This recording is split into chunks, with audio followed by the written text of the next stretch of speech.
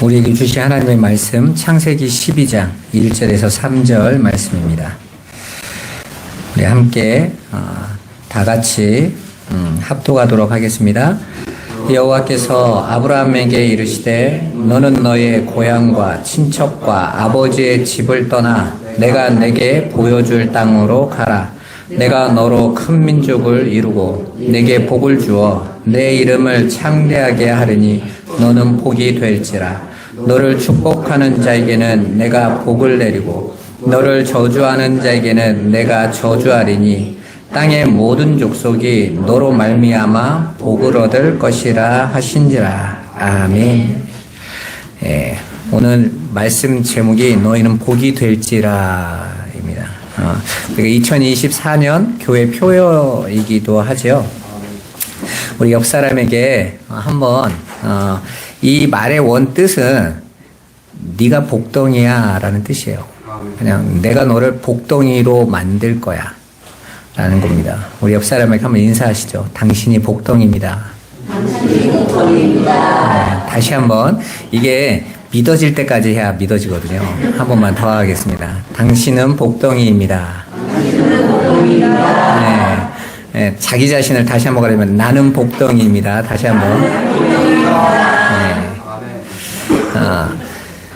내가 복을 취할 거다가 아니라 오늘 이 말씀의 원 내용은 네가 복이다라는 거예요.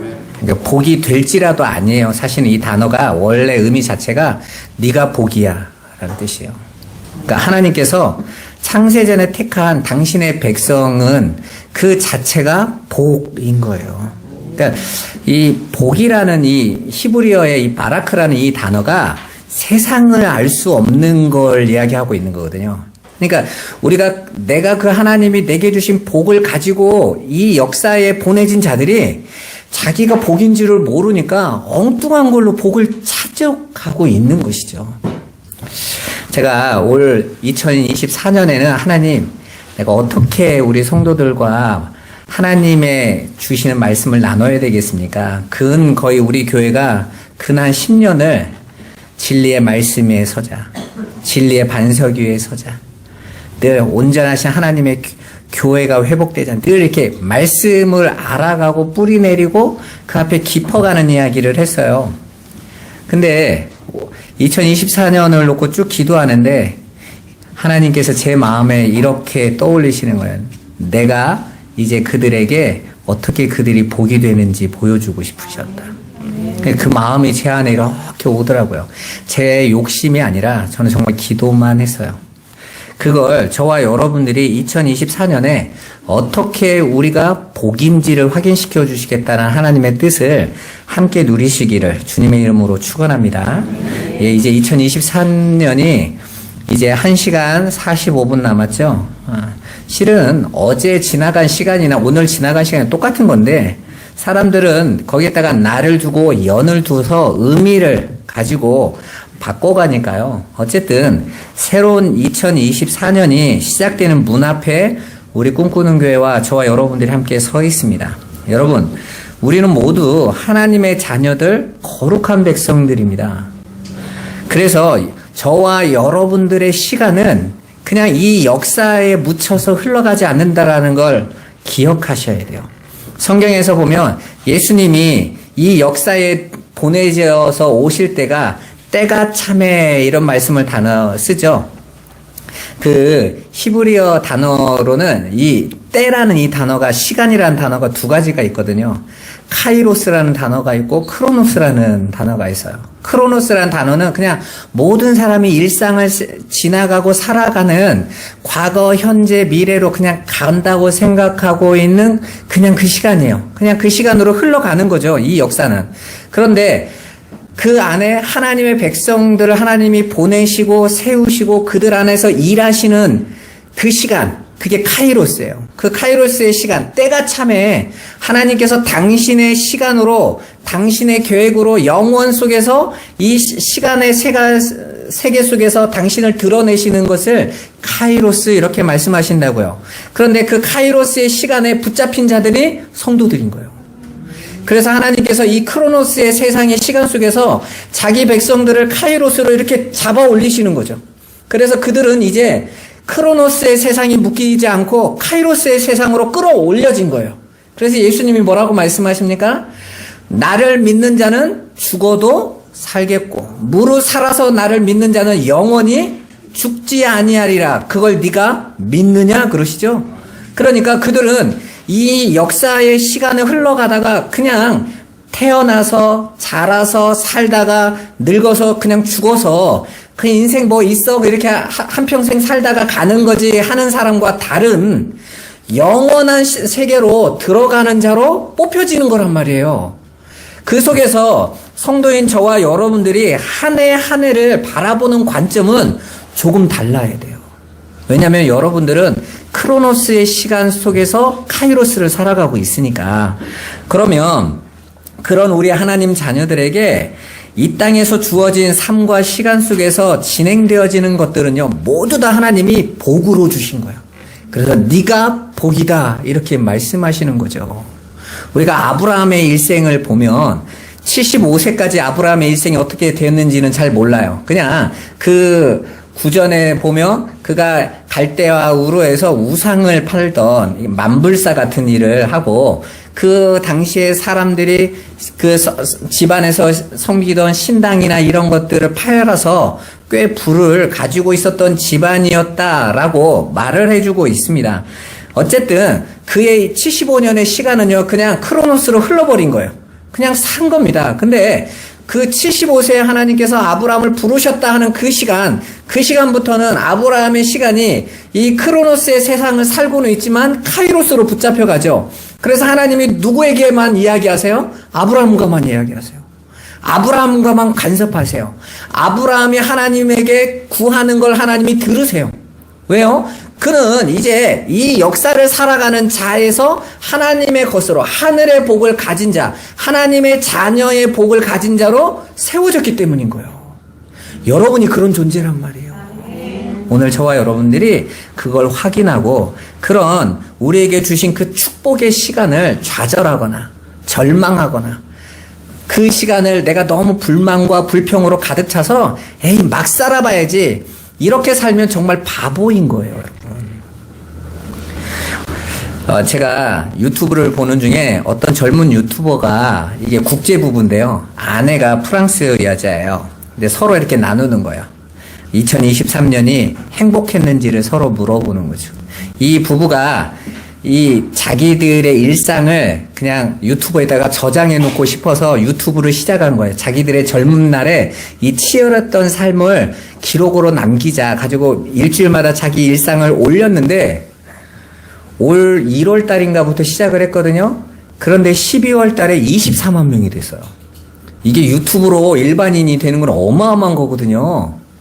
그런데 이 유튜브 부부가 되게 재밌는 게 여자가 사계국어를 하는 아주 프랑스 엘리트 여자인데 둘이 결혼해가지고 둘이 게스트하우스라는 꿈을 가지고 이제 일을 하는데 저 오산에 박스 공장에서 박스를 접는 거예요.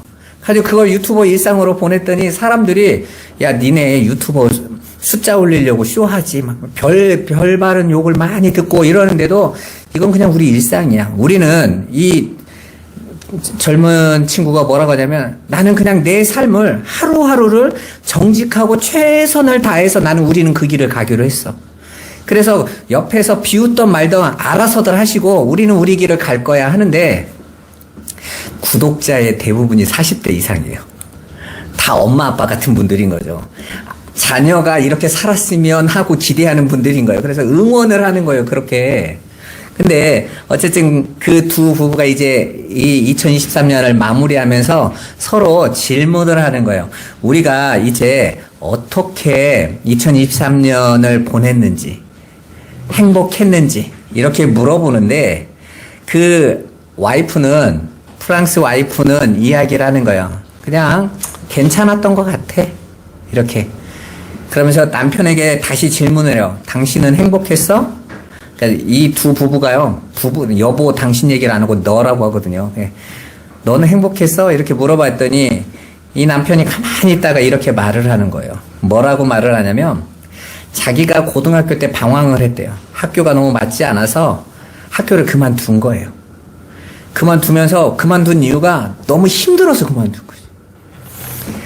그래서 이제는 고등학교 시기를 지나고 검정고시 보고 있다가 군대를 간 거예요. 근데 군대를 갔는데 그렇게 고등학교 때가 추억으로 떠오르더래요. 즐거웠던 기억이 나더라는 거예요. 근데 자기가 실은 고등학교 때도 중학교 때가 그렇게 즐거웠었다는 거예요.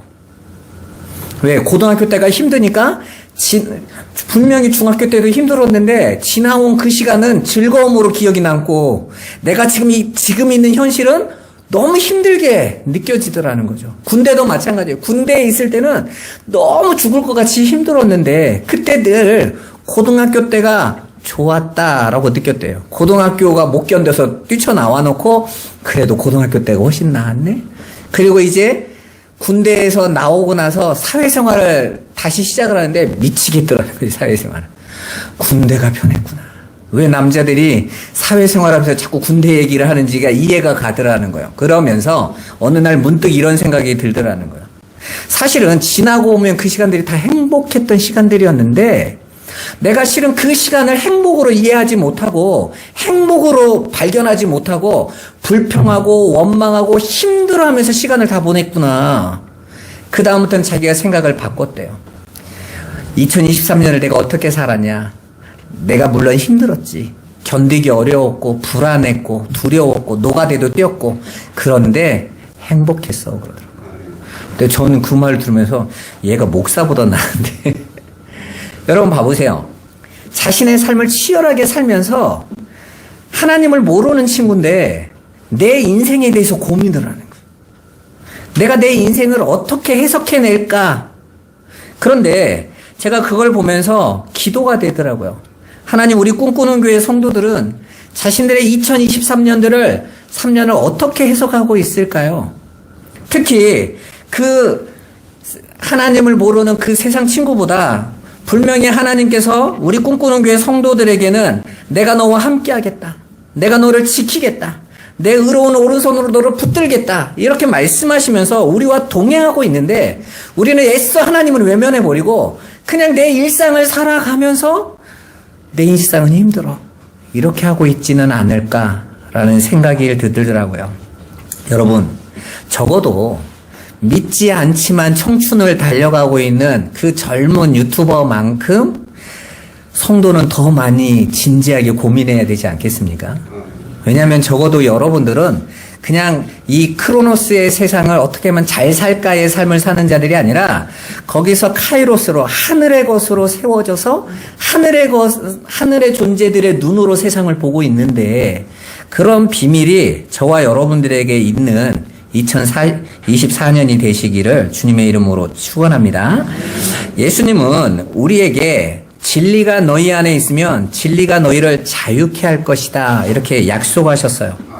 영원한 하나님의 계획 속에 이 역사 속에서도 변할 수 없는 그 진리를 이 시간 깨달아 여러분들이 정말 자유케 되기를 주님의 이름으로 축원합니다.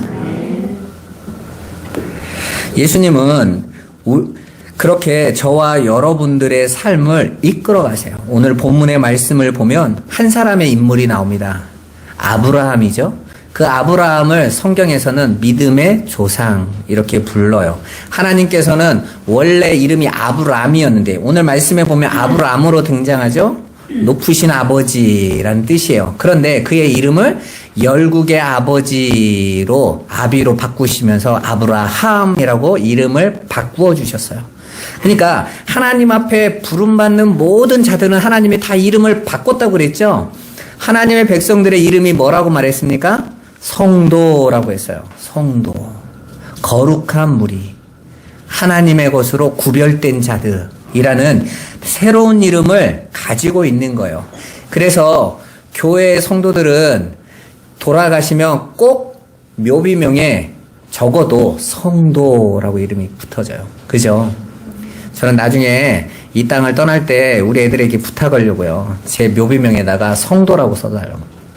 목사는 아무것도 아니에요. 실은 목사는 가르치기 위한 어떤 직분일 뿐이지 진짜 하나님께서 하나님의 백성들에게 주신 이름은 성도인 거거든요.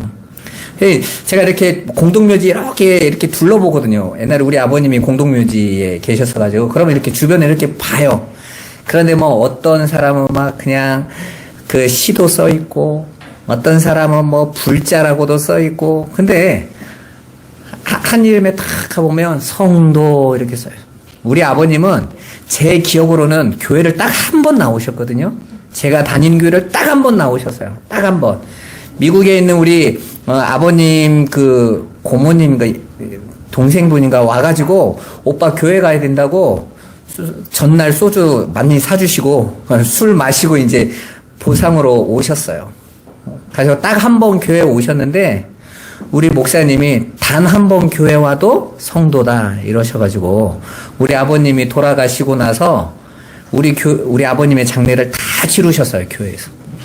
교회가 전체적으로 도와서 그리고 그 묘비명에다 우리 목사님이 성도라고 쓰라고 하시더라고요. 근데 나중에 이렇게 딱 살아가서 이제 나이 들어서 아버지의 묘지를 이렇게 보는데 성도라는 이름이 얼마나 위로가 되는지 몰라요. 이 땅에 살아갈 때 하나님께서 저와 여러분들을 딱 하나로만 평가하시거든요. 성도냐? 성도 아니에요. 내가 택한 내 백성이냐? 내 백성 아니냐? 이것만 보시는 거예요. 하나님은.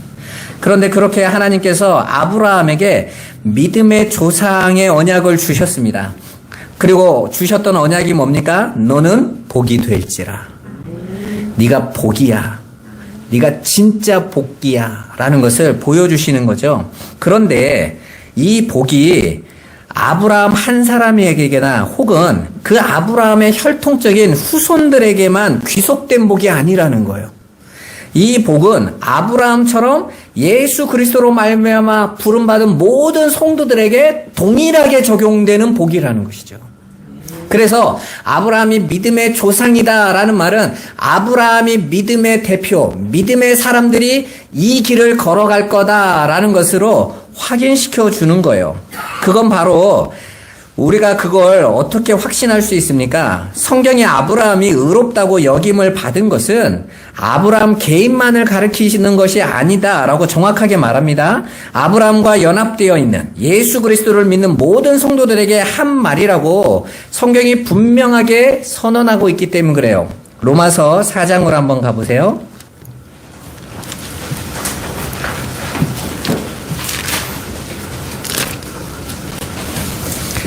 (23절) (24절)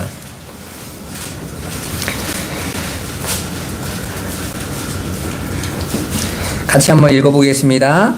그에게 의로 여겨졌다 기록된 것은 아브라함만 위한 것이 아니요 의로 여기심을 받을 우리도 위함이니 곧 예수 우리 주를 죽은 자 가운데서 살리신 이를 믿는 자니라. 아멘. 봐보세요. 아브라함에게만 한 말이 아니라고 그러죠. 예수 그리스도로 말미암아 의롭다함을 받은 우리도 똑같이 그 반열, 그 길을 걷는 그 축복의 대열에 들어간 자들이다. 이렇게 분명하게 이야기하고 있습니다. 그러니까 아브라함에게 너는 복이 될지라 라고 하신 하나님의 복은 모든 믿는 자에게 하나님이 주신 말씀인 거예요. 그러니까 여러분이 성경을 읽을 때 아브라함의 이야기를 들으면서 아브라함의 이야기로 들으시면 안 돼요. 왜냐하면 그 아브라함의 복이 우리에게 정해진 것이고 또 우리에게 그 아브라함의 삶도 동일하게 걸어가도록 약속하셨기 때문에 그렇습니다. 오늘 창세기 12장으로 다시 한번 가보세요. 왜 그런지를 보여드릴게요. 6절에서 9절 같이 한번 읽어보도록 하겠습니다. 아브라함이 그 땅을 지나 세겜 땅 모래 상수리 나무에 이르니 그때 가나안 사람이 그 땅에 거주하였더라. 여호와께서 아브라함에게 나타나 이르시되 내가 이 땅을 내 자손에게 주리라 하신지라. 자기에게 나타나신 여호와께 그가 그곳에서 제단을 쌓고 거기서 베델 동쪽 산으로 옮겨 장막을 치니 서쪽은 베델이요 동쪽은 아이라. 그가 그곳에서 여호와께 제단을 쌓고 여호와의 이름을 부르더니. 아멘. 봐보세요. 아브라함이 복이 될지라라는 언약을 붙잡고 가나안으로 왔어요. 그리고 이제 가나안에서 아브라함이 지나간 발자국이 여기에 세 지역이 나와요. 첫째는 세겜, 그리고 나서 베델, 그리고 세 번째가 어디입니까? 바로 하나님께서 헤브론, 광야로 갔다고 그러잖아요. 남방, 여기 점점 남방으로 갔다고 하는데 남방은 광야 지역이에요. 여기가 헤브론이거든요, 헤브론. 자, 지금 아브라함이 세겜, 베델과 아이 사이, 그리고 남방, 헤브론 땅으로 갔다는 겁니다. 그런데 그 아브라함이 걸어간 그 발자취를 그대로 그 자손이 똑같이 따라가요. 자, 야곱이 어떻게 가는지 봐보세요. 창세기 33장으로 한번 가보십시오.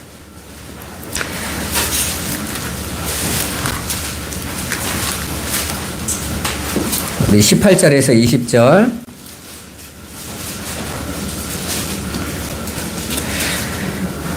예, 같이 한번 읽어보죠. 야곱이 밧단 아람에서부터 평안히 가나안 땅 세겜 성읍에 이르러 그 성읍 앞에 장막을 치고 그가 장막을 친 밭을 세겜의 아버지 하몰의 아들들의 손에서 백크시타에 샀으며 거기에서 제단을 쌓고 그 이름을 에헬로에이 이스라엘이라 불렀더라. 아멘. 자, 야곱이 삼촌 라반 집에서 뛰쳐나와서, 삼촌 라반 집은 바벨론이에요. 원래 삼촌 라반이 살던 곳이 바로 하란 땅이었거든요. 아브라함이 처음 출발했던 곳.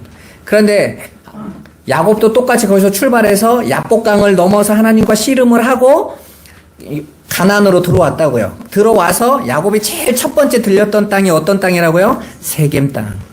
자, 세겜은 아까 아브라함을 하나님 불렀을 때 제일 첫 번째 지나간 지역이었죠. 창세기 35장으로 또 한번 가보세요. 35장 14절 15절. 자, 같이 한번 읽어보도록 하죠.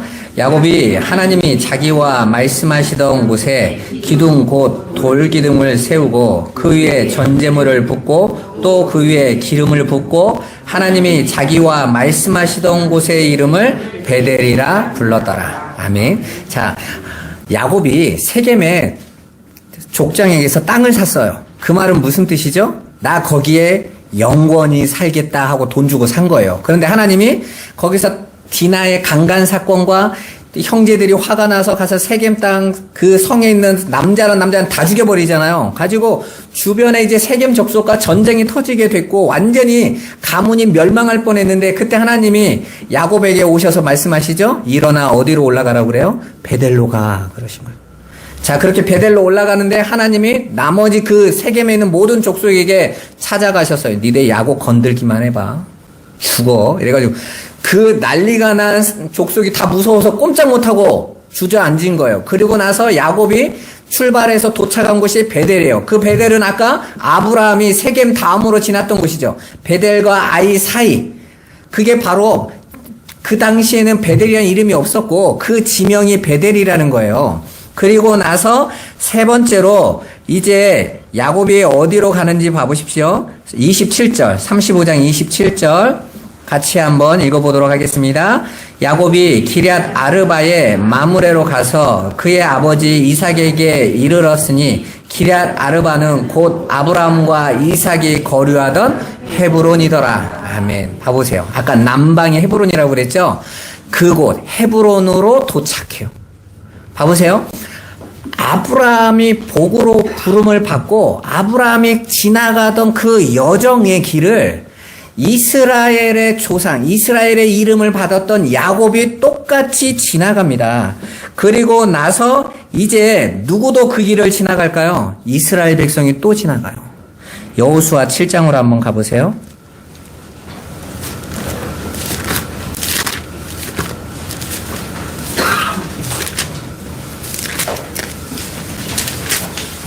여호수아 7장 2절.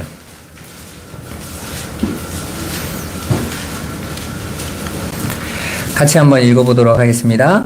여호수아가 여리고에서 사람을 베델 동쪽 베단 곁에 있는 아이로 보내매 그들에게 말하여 이르되 올라가서 그 땅을 정탐하라 하매 그 사람이 올라가서 아이를 정탐하고. 아멘. 지금 이스라엘 백성들이 가나안 정복하러 들어갈 때 어디를 들어가요? 베델에 딱 진주해요. 그리고 나서 이제 여호수아 8장 9절로 한번 가보세요.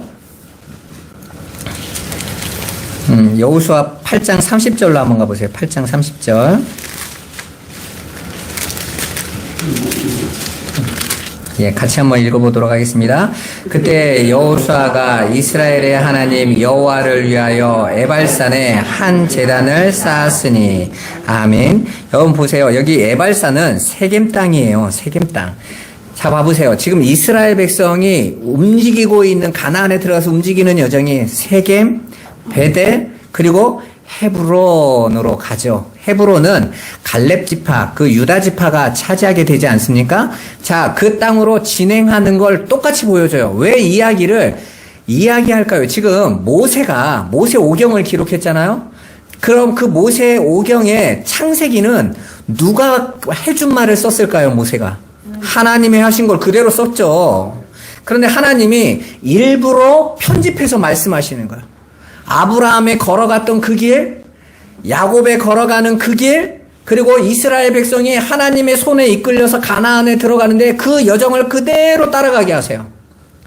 그렇다면 21세기에 사는 하나님의 백성들, 믿음의 조상의 길을 따라가는 복으로 부름받은 성도들의 길은 어디로 따라갈까요? 똑같이 따라갈 거란 말이에요. 여러분들이 세겜에서, 여러분들이 그 세상에서 여러분도 살고 싶어 할 겁니다. 그런데 하나님이 자꾸 여러분의 삶을 쥐박어. 왜요? 일어나 베델로 올라가. 그리고 또 어디로 가게 하세요? 헤브론으로 가세요. 그렇게 하나님과 영원한 친구로 하나 되게 하는 자리로 하나님이 이끌어내시겠다라는 거예요. 그런데 이렇게 하나님 앞에 부름받은 모든 성도들의 발걸음이 다 똑같이 이 길을 걸어간다. 여러분들은 당연히 그 길을 걸어가게 되실 줄 믿습니다. 여러분, 그럴 때 여러분이 잘 해석하시란 말이에요. 왜 나에게 세겜 같은 이런 때리는 일이 일어나지? 그럴 때 여러분들이 왜 하나님이 나한테 시비를 거시지? 이러지 말고 베델로 가라고 하시는 거구나. 하나님의 집에 있으라고 하는 거구나. 여러분, 문제가 있죠. 여러분, 자녀나 환경이나 사건들이 있지 않습니까? 그러면 여러분들이 베델로 오셔야 돼요. 하나님의 집인 교회에서 기도하셔야 돼요. 제가 어렸을 때 제가 보고 자란 건 딱 하나요. 우리 교회에 권사님이나 집사님이나 많은 분들이 얼마나 그 40년 전에는 얼마나 힘들었습니까? 자녀 문제도 그렇고 너무 힘들었죠.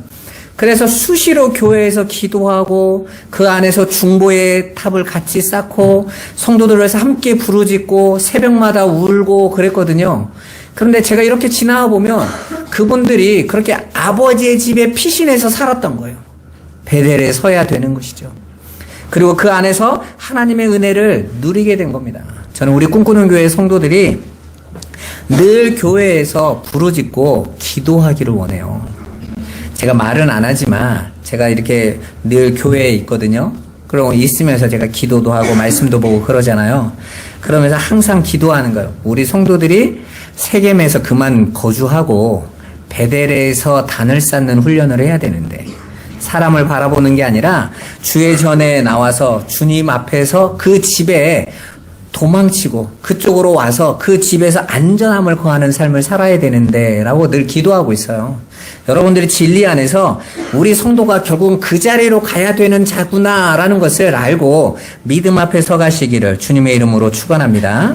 여러분, 성경에서 말씀하는 복은 히브리어로 바라크예요. 그런데 이 복은 바라크라는 이 언어를 해석을 하면요, 하나님의 집에서 하나님께서 시작하시는데 어떻게 해요? 입을 열어서 시작하시네요. 바라크. 그러니까 그 하나님이 감추어 두신 복은 어디에 있는 거예요? 하나님의 집에 있는 거예요.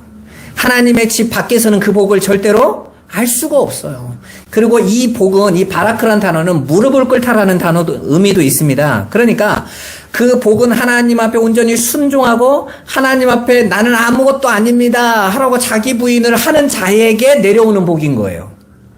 하나님이 그 복으로 우리를 이끌어 가시겠다고 말씀하고 계시는 것입니다. 그렇게 저와 여러분들의 삶 속에 하나님이 주시는 그 복은 세상에서는 보여지지 않아요. 그래서 그 복을 가리켜서 하늘의 복, 신령한 복이라고 말하는 것입니다. 에베소서 1장 3절에 이렇게 말씀하고 있습니다. 에베소서 1장으로 한번 가보세요. 에베소서 1장 3절 같이 한번 읽어보도록 하겠습니다. 찬송하리로다 하나님 곧 우리 주 예수 그리스도의 아버지께서 그리스도 안에서 하늘에 속한 모든 신령한 복을 우리에게 주시되. 아멘. 지금 바울이 복음을 전하면서 하나님이 우리에게 주시는 복을 어떤 복이라고 해요? 신령한 복. 근데 이 복은 어디에 속해 있는 복이래요? 하늘에 속해 있는 복이다. 그러니까 하나님이 우리에게 주시겠다는 그 복, 우리를 복으로 만드시겠다는 그 복은 하늘에 속한 복인 거예요. 그래서 그 복을 받은 자들은 그 복을 받아서 어디로 편입됩니까? 하늘로 편입되는 거죠. 하늘로. 그래서 하나님께서 그 약속하신 그 복은 하늘에 편입되는 복이에요. 그래서 그 복이 세상 사람들은 이해가 안 되는 거예요. 이 복을 예수님이 이렇게 설명하십니다. 팔복으로 설명하시잖아요. 마태복음 5장에 보면 복을 설명하시면서 이렇게 첫 번째 복이 뭐였습니까? 심령이 가난한 자는 복이 있나니. 이게 원래 감탄사로 시작한다고 그랬죠. 복이 있도다 너는 심령이 가난하게 될 것이다. 그러니까 하늘의 복을 가진 자에게서 나타나는 증상이 뭐라고요? 심령의 가난함. 그러니까 하나님이 자기 백성에게 복을 부어주시면 그가 그 복을 받아보니까 나 병든 자네? 나 죄인이네? 나 저 지옥으로 떨어질 자였네? 라는 심령의 가난함을 갖게 된다라는 거예요. 그리고 나서 다음에 나오는 단어가 뭡니까? 그 다음에 복이 애통한 자는 복이 있나니. 애통하는 자. 그러니까 심령의 가난함을 발견한 자들만이 애통함을 가진 거예요. 그리고 그들이 애통함을 갖는 자들만이 위로를 얻는데요. 여러분, 내가 정말 구원받지 못하고 지옥과 심판에 떨어질 자구나 하고 애통해하고 있는데 그 애통을 가진 자에게 눈에만 누가 보여요? 나를 구원하러 오신 예수가 보여요. 믿어져요. 확인되어져요. 그래서 그 복을 누리게 되는 것입니다. 그리고 나서 등장하는 복이 뭐였습니까? 온유한 자죠. 온유한 자. 제가 전에 한번 이 팔복할 때 온유를 설명해 드린 적이 있죠. 이 온유라는 말이 뭔 뜻에서 나왔냐면 진익이다, 짓밟히다는 뜻이에요. 그냥 우리가 세상에서 사람들이 말하는 온유하면 그냥 온화하고 이렇게 하는 거 온유라고 하잖아요. 성경은 그 뜻이 아니에요. 온유라는 의미 자체가 짓밟혀져 있고 원래 내 자리에 가 있도록 너 가 있어 하고 짓밟혀져 있는 상태예요. 여러분 그 전쟁에서 양쪽이 전쟁을 하다가 싸우다가 그 상대편 포로로 끌려온 장수가 나는 우리 임금만 섬겨 그러면 고개 뻣뻣이 들면 이쪽 포로로 끌고 온 데에서 무릎을 팍 쳐버리죠. 그럼 무릎을 치면 팍 불어앉잖아요. 그리고 고개를 확 쳐박아 버려요. 그 상태가 온유예요. 우리가 하나님을 떠나서 우리가 주인된 삶을 살겠다고 하는 자들을 하나님이 딱 끌고 와가지고 하나님 앞에서 너는 원래 피조물이었다니까 하고 확 눌러버리는 거죠. 그래서 그 안에서 어쩔 수 없이 눌려져 있는 그 상태가 성경은 온유예요. 온유. 그러니까 그 온유라는 말 자체가 우리 인간이 도달할 수 있는 게 아니에요. 하나님이 누르시지 않으면 하나님이 나라는 존재가 어떤 존재인지 깨닫게 하지 못하면 그 온유함이 안 나오는 거예요. 그러니까 온유한 자는 복이 있다면서 그가 땅을 차지한다니까 교회 와가지고 다들 온유한 척 하잖아요. 그런 노력으로 이루어지는 게 아니란 말입니다. 그리고 그렇게 온유한 자에게 약속하는 땅은 그 온유한 자는 복이 있다라는 이 말은 예수님이 시편에서 인용한 말씀이세요. 그런데 그 땅은 어떤 땅이라고 그럽니까? 성경에서 그 땅에는 악인이 전혀 없다고 그래요. 시편 그 9절에 가면. 그러면 이 땅에서 악인이 전혀 없는 땅이 어디 있어요? 그러니까 우리는 온유하면 부동산을 취할 줄 안다니까 대부분이. 내가 온유했더니 하나님이 28평짜리 아파트가 당첨되게 하시더라. 이렇게 하시는 분들이 있어요. 그 온유 아니에요. 착각하는 거죠. 그렇게 하나님이 주신 복은 그 하늘의 것이에요. 그래서 땅에 있는 사람들은 그걸 취할 수가 없어요. 근데 많은 분들이 이 세상과 땅에 있는 것으로 그 복을 확인하려고 자꾸 하는 거예요. 그래서 예수 믿는 분들이 왜 나에게 안 주시지 그러는 거예요. 안 주시는 게 아니라 땅에 있는 것으로 나타나지 않는 복이란 말이에요. 그래서 세상 사람 앞에서 내가 예수 믿었더니 세상적인 것을 하나님이 이렇게 주시더라는 것은요, 아닌 거예요. 그리고 나서 나오는 게 바로 의에 줄이고 목마름이며 긍휼히 여김인 것이고 마음의 청결함이고 화평케 하는 것이며 의를 위해 박해를 받는 거예요. 자, 그렇게 복을 가진 자들의 증상은 이 세상 사람들이 갖지 못한 것을 보고 그걸 알아보고 그것으로 기뻐하고 즐거워하는 것, 그게 하나님이 주시는 복이라는 말입니다. 오늘 본문을 살펴보면 하나님께서 하란 땅에 있던 아브라함에게 찾아가셔요. 처음에는 갈대우르로 계셨죠. 그런데 아브라함이 하나님의 음성을 듣고 무서워서 바로 가나안으로 안 떠나고 아버지와 함께 하란 땅으로 갔어요. 그리고 또 거기서 머물다가 아버지가 죽고 이제 하나님이 다시 말씀하시는 장면이 창세기 11장에서 오늘 12장인 거예요. 자, 그렇게 하나님께서 아브라함에게 지시할 땅으로 가라고 하시면서 무슨 약속하시는 거죠, 오늘? 내가 너로 큰 민족을 이루고 내가 그 땅을 너에게 주겠다라고 말씀하시는 겁니다. 영토와 백성을 주겠다고 하는 거예요. 너로 큰 민족이 이루어질 거고 그 땅을 주겠다. 여러분, 국가의 3요소가 뭐죠? 영토, 그 다음에 백성, 그리고 뭡니까? 주권자죠. 주권자, 통치자. 그러면 나라가 형성이 되어져요.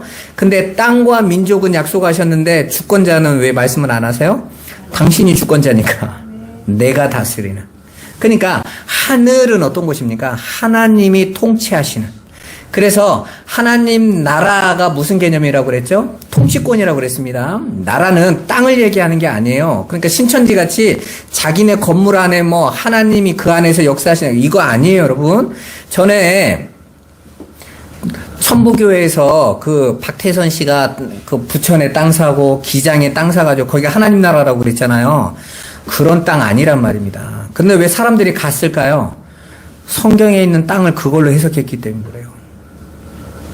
하나님께서 약속하시는 땅의 개념은 통치권이에요. 하나님의 백성은.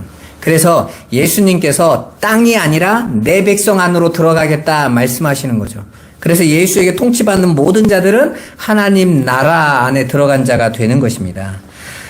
창세기 17장 4절에서 6절까지와 창세기 22장 16절에서 18절까지의 말씀에도 계속해서 아브라함으로부터 민족과 나라에 대한 약속이 계속해서 기록되어져 있어요. 그리고 히브리서에서조차도 아브라함에게 가나안 땅을 기업으로 주셨다고 기록하고 있습니다. 그래서 많은 신자가 이렇게 오해하고 있는 거예요. 세상의 땅인 줄 아는 거죠. 그러나 창세기 25장 7절에 보면 아브라함이 소유한 가나안 땅은 창세기 25장 7절에 아브라함이 돈 주고 산 막벨라 굴 하나밖에 없었어요. 그러니까 그 무덤이 있는 밭 하나밖에 산 게 없어요. 아브라함 때에. 그러면 이게 말이 안 되잖아요. 아브라함에게 가나안 땅 주시겠다고 했는데 정작 아브라함은 가나안 땅에서 나그네로 살다 갔고 아브라함만 그랬습니까? 이삭도 그 삶을 살았죠. 야곱도 그 삶을 살았어요. 가나안 땅을 소유해 본 적이 없어, 이 집안이. 창세기 동안에는. 그리고 그들이 소유한 건 유일하게 무덤 하나만 소유한 거예요. 이 세상의 땅에서는. 그런데 왜 하나님은 계속해서 땅을 주시겠다고 아브라함에게만 사기치시는 게 아니라 우리로 보면 이삭한테도 똑같은 말, 야곱한테도 똑같은 말 계속해서 주십니다. 그러면 그 후손들에게는 주셨을까요? 여러분, 이스라엘 백성이 가나안 땅에 들어가서 그 땅이 영원히 약속된 땅이라면 이스라엘은 그 땅 밖으로 쫓겨나면 돼요, 안 돼요? 안 되잖아요. 근데 북이스라엘은 BC 722년에 아수르에게 망해버립니다. 남자들은 다 밖으로 끌려나가 버려요.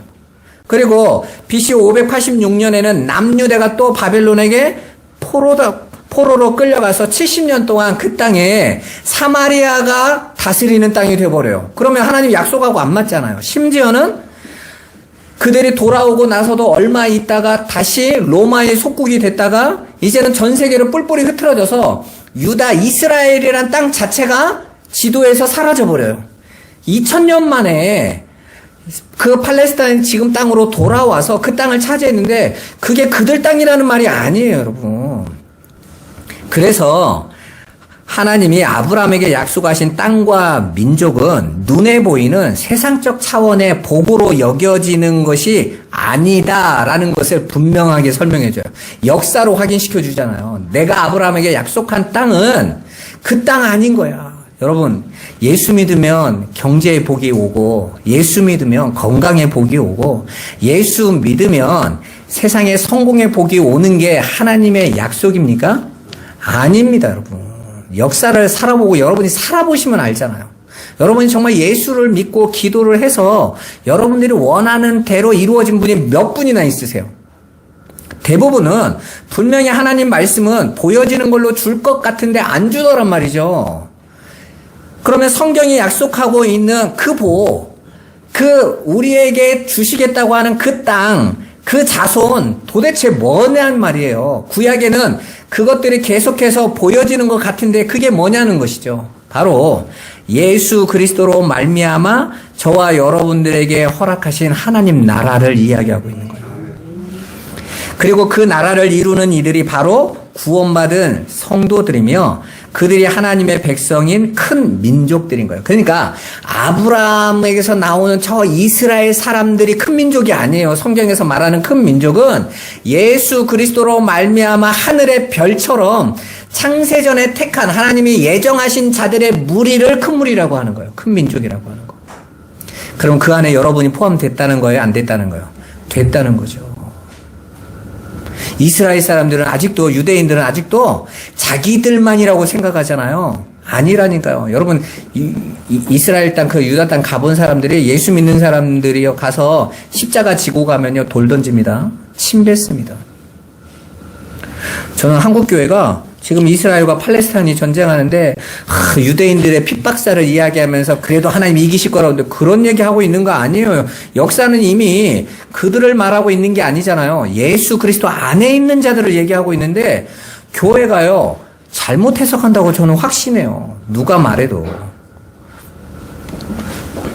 여러분, 그렇게 하나님께서, 하나님 나라는 바로 하나님의 통치를 즐겁게 순종하는 바로 성도 여러분 자신들입니다. 그리고 그 나라에서 주어지는 하늘의 풍성함은 신약의 표현으로 하면 우리 성도 안에서 풍성하게 열매가 맺어지는 하나님의 성품을 비롯한 하나님의 영광이 바로 하나님의 약속하시는 복인 거예요. 신명기 28장으로 한번 가보세요.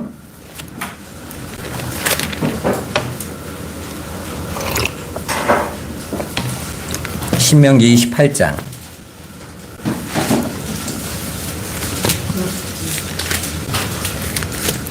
8절에서 11절 말씀 한번 보도록 하겠습니다. 여호와께서 명령하사 내 창고와 내 손으로 하는 모든 일에 복을 내리시고 내 하나님 여호와께서 내게 주시는 땅에서 내게 복을 주실 것이며 여호와께서 내게 맹세하신 대로 너를 세워 자기의 성민이 되게 하시리니 이는 내가 내 하나님 여호와의 명령을 지켜 그 길로 행할 것임이니라. 땅의 모든 백성이 여호와의 이름을 너를 위하여 불리는 것을 보고 너를 두려워하리라. 여호와께서 내게 주리라고 내 조상들에게 맹세하신 땅에서 내게 복을 주사 내 몸의 소생과 가축의 새끼와 토지의 소산을 많게 하시며. 아멘. 여러분, 많은 분들이 이게 문자적으로 그대로 성취된다 이렇게 주장하는 분들이 있죠. 여기에서 하나님이 하나님 백성들에게 주시는 복을 이야기하면서 6절에서는 내가 들어와도 복을 받고 나가도 복을 받을 것이다 라는 약속을 주셨다라는 거예요. 심지어는 떡반죽 그릇도 복을 받고 네가 하는 모든 것을 복 주신다 그랬는데 여기에 문자적으로 이게 해석이 정확하게 되려면 그 땅에 들어간 자에게 준다고 약속된 거예요. 그죠? 너희가 그 땅에 가면 내가 그 복 줄게. 그러면 여러분은 지금 만약에 문자적으로 해석하려면 여러분 지금 어디에 사셔야 돼요? 이스라엘 땅에 사셔야 될 거 아니에요. 왜? 그 땅에서 내가 주겠다고 하신 거니까. 근데 이 땅은 문자로 해석 안 하고 내려오는 복은 다 문자로 해석해. 그러면 이게 안 맞는 말 아닙니까? 내가 그 땅에 들어가서 주겠다고 했는데 이건 영적으로 해석하고 땅은 영적으로 해석하고 복은 문자적으로 해석해. 이게 인간의 욕심인 거예요. 하나님 앞에서 지금 하나님께서 말씀하시는 그 땅은 바로 하나님의 영원한 언약 속에 있는 땅인 것이고, 구약에서 나타나는 그런 물질의 복이나 자식을 많이 낳는 복이나 땅을 많이 갖게 되는 복이나 장수의 복 등은 모두 예수 그리스도로 말미암아 하나님의 백성들에게 주어지게 될 하나님 나라의 풍요를 상징하는 모형인 거예요. 그래서 사도들이 감옥에 가서도 찬송을 할 수 있는 것이고, 그리고 핍박 속에서 십자가에 못 박혀 죽으면서도 하나님을 찬송할 수 있었던 거예요, 여러분. 매 맞고 강도질 당하고 도둑질 당하고 뱀에 물리고 비난과 조롱을 받는데도 찬송하며 살아갈 수 있었던 겁니다. 왜? 그들은 하늘의 복 안에 거하고 있었기 때문에, 그걸 맛보고 있었기 때문에 세상으로 볼 때는 견디기 힘들어 보이는 상황인데도 이겨나갈 수 있었던 거예요. 그래서 하나님은 아브라함에게 땅을 약속하시면서 영원한 기업으로 약속하셨던 거예요.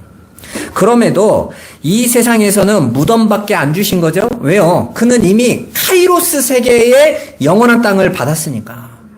근데 크로노스에서는 아무리 찾아봐도 안 된다니까요. 제가 옛날에 귀신론을 하는 이초성 목사라는 사람이 그러더라고요. 믿음의 눈만 있으면 하나님이 주신 약속의 땅이 다 보인다는 거예요. 그래서 자기가 자기 교회 옆에 있는 땅을 사라고, 이게 믿음의 눈으로 성도한테 말했는데, 이 성도가 믿음의 눈이 없어서 안 샀는데 부동산이 5배 뛰었다는 거예요. 믿음의 눈이 안 열려서 그런다는 거예요. 근데 거기에 있는 그 안에 있는 그 성도들이지만 아멘을 얼마나 외치겠어요. 여러분, 그런 땅 얘기하는 거 아니란 말입니다. 심지어는 제가 신학교 갔을 때 우리 훌륭하신 신학교 교수님도 그 땅 얘기하시더라고요. 그래서 사람이 가지고 있는 하나님의 말씀을 붙잡고 가지고 있는 이 욕심이라는 게 이 세상의 땅을 못 놓는 거구나. 그런데 사실은 하나님께서는 그 세상의 땅에서 하나님 백성에게 무덤 하나밖에 안 주세요. 그리고 그 하나님 백성의 대표인 예수도 부자의 묘실로 들어가게 하세요. 그게 진짜 부유함이야 라는 걸 보여주시기 위해서. 자, 그러면 하나님의 약속한 복이 된다는 약속은 무엇을 약속하신 것입니까? 바로 하나님의 생명을 말해주는 거예요. 하나님의 복은 뭐다? 하나님의 생명이다. 생명. 예수님이 뭐라고 말씀하십니까? 내가 곧 길이요 진리요 생명이니 나로 말미암지 않고는 아버지께로 갈 자가 없느니라. 내가 너희에게 그 생명 줘야 너희가 아버지 나라가 되는 거야. 너희가 아버지 나라로 들어가는 거야. 그 얘기하고 계시는 거예요. 창세기 3장에서 하나님은 첫사람 아담과 하와에게 선악과를 먹는 날에는 정령 죽는다라고 말씀하셨습니다. 그런데 사람이 그 선악과를 따먹었죠. 그 말을 듣고. 그럼 바로 그 상태가 바울은 허물과 죄로 죽은 상태, 죽는다고 말한 대로 죽어버린 상태가 된 거예요. 그렇게 죽어버린 그 상태를 뭐라고 말하냐면 하나님 앞에서 허물과 죄로 끊어진, 하나님과 단절된 상태를 성경에서는 죽음 이렇게 말을 하고 있는 거죠. 그래서 하나님으로부터 내려오는 그 생명력이 끊어져 버리는 거예요. 이렇게 하나님으로부터 공급되는 모든 생명력이 끊어진 상태, 하나님과 분리된 상태가 바로 죽음인 거예요. 그리고 그 죽음의 저주의 반대편이 뭐예요? 죽음의 반대편이 생명이잖아요. 그게 복이단 말이에요. 자, 그게 왜 복이라고 말하는 것이 생명을 이야기하는지 한번 찾아보겠습니다. 성경에서 보면 바로 그 복을 구한 사람이 있어요. 야베스라는 인물이에요. 역대상 4장 9절 10절로 한번 가보세요.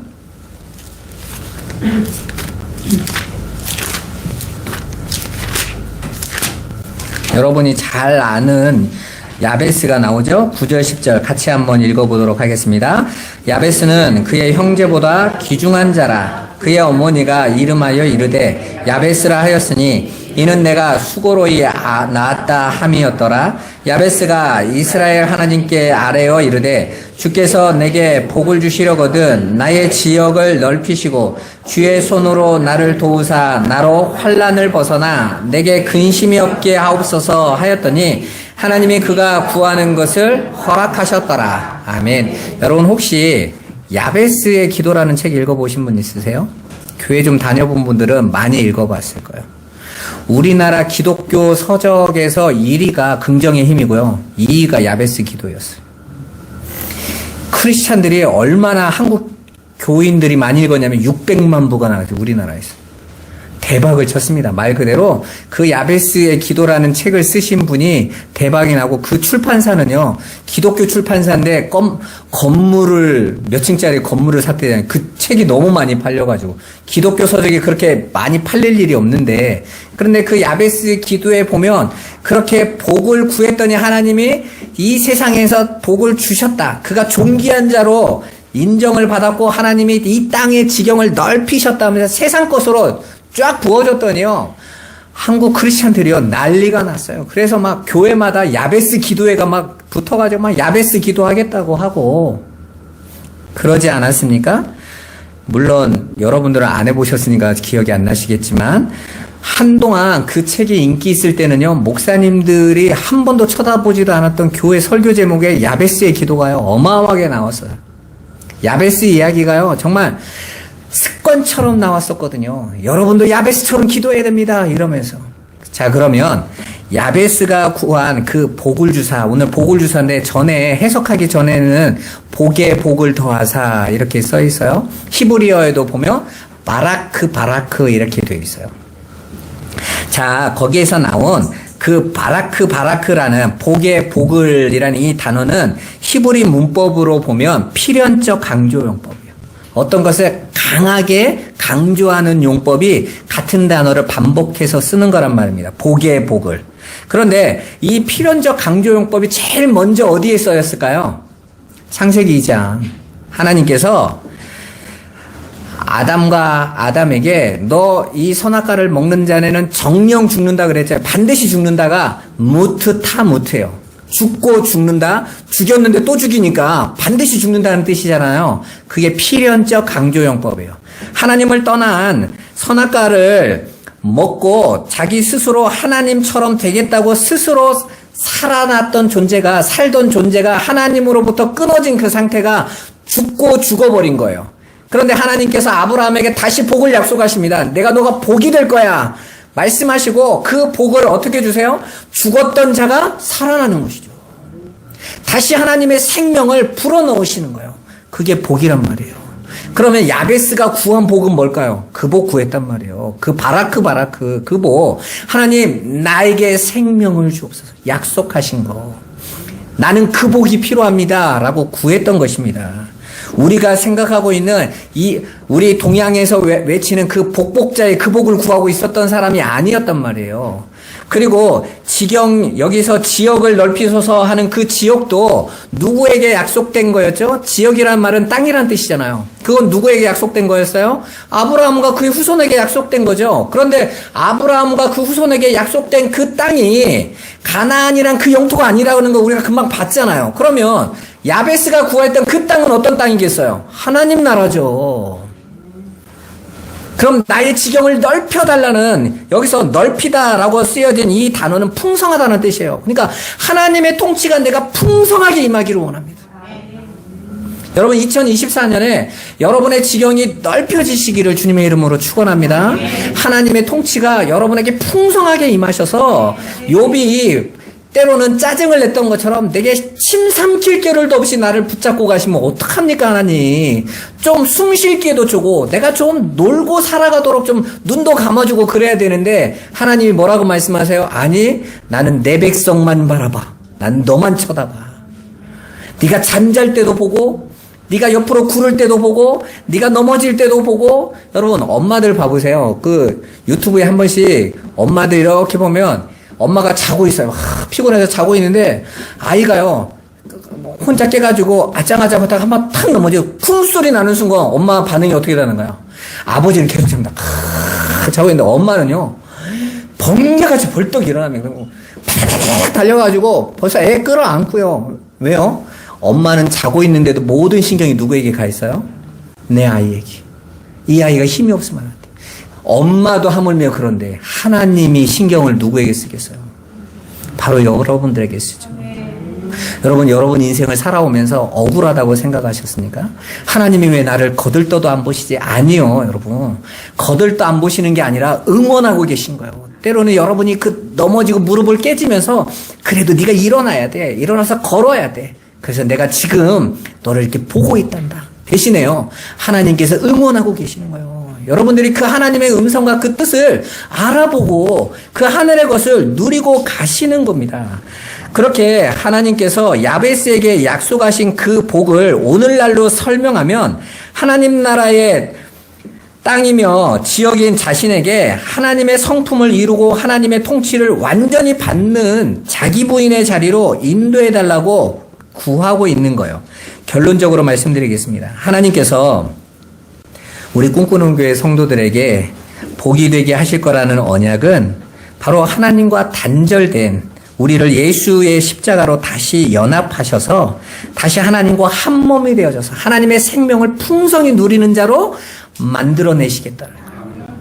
여러분, 두려워하지 마세요. 제가 우리 청년들한테 늘 하는 말이 있어요. 실패를 두려워할 필요 없어. 왜? 성도에게는 실패가 없으니까. 하늘의 시간에 있는 자들에게는 실패가 없어요. 진짜 무서워해야 될 사람이 누군지 아세요? 세상 사람들인 거예요. 그들은 실패하면 끝이에요. 그들은 돌이킬 수도 없어요. 근데 성도들은 넘어져도 넘어 자빠지지 않을 것이고 쓰러져도 죽지 않아요. 하나님께서 그들을 붙잡으시고 배웠지? 자, 손 털고 다시 시작하자 이러신단 말이에요. 그래서 성도는 사망의 골짜기를 지나가도 괜찮다 말할 수 있는 자들인 거예요. 하나님의 약속 때문인 것이죠. 2024년도에 우리 꿈꾸는 교회 모든 성도님들이 너희는 복이 될지라 라는 오늘 이 말씀의 진리를 정확하게 깨닫고 이제 하나님의 언약하신 대로 하나님의 복이 되는, 내가 그렇게 하나님의 복을 받은 자구나. 그리고 하나님께서 나에게 그 복을 드러내시겠구나, 확인시켜 주시겠구나 하는 그 삶을 여러분이 확인하며 가는 한 해 되시기를 주님의 이름으로 축원합니다. 그를 위하여 여러분 정말 기도하시고 그리고 그걸 위해서 정말 하나님의 말씀 안에서 더욱더 들어가시는 그런 축복을 누리시기를 주님의 이름으로 축원합니다. 우리 다시 한번 말씀이 끝났으니까 옆 사람에게 한번 인사하시죠. 다시 복덩이로 안 보이세요? 당신은 복덩이입니다. 네, 그 은혜를 누리기를 주님의 이름으로 축원합니다. 기도하겠습니다. 살아계신 하나님, 너희는 복이 될지라 약속하신 주님, 하나님 어떻게 우리가 복이 될 수 있습니까? 예수 그리스도의 피로 우리를 덮으셔서 이제는 하나님께서 내가 너와 영원히 함께하겠다 말씀하신 대로 우리를 복으로 불러주심을 감사드립니다. 우리가 이 복을 온전히 알아서 그 세상에서 우리가 또 흔들리지 않고 당황하지 않고 좌절하지 않고 믿음의 발자국을 따라가도록 역사하여 주옵소서. 우리 꿈꾸는 교회 성도들이 2024년에는 세상이 흔들리고 요동하고 불안함에도 믿음으로 굳건히 서서 달려가는 복된 날 되도록 축복하여 주옵소서. 예수 그리스도의 이름으로 축복하며 기도드리옵나이다. 아멘.